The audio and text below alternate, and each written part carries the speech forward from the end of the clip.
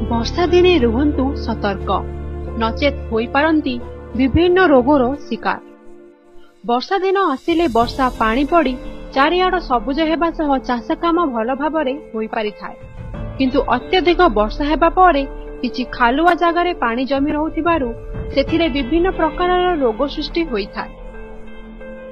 खास करी छोट पिला एवं वयस्क लोक माने वर्षा दिने अति सहजरे रोगर शिकार होई जाइथांती।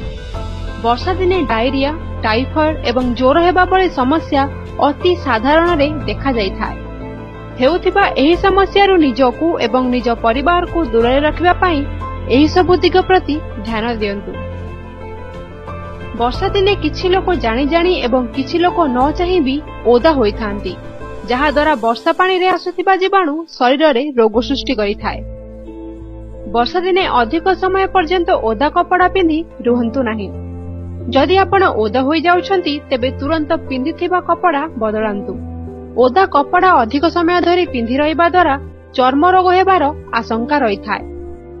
हाथ सबुबेले परिष्कार रखंतु।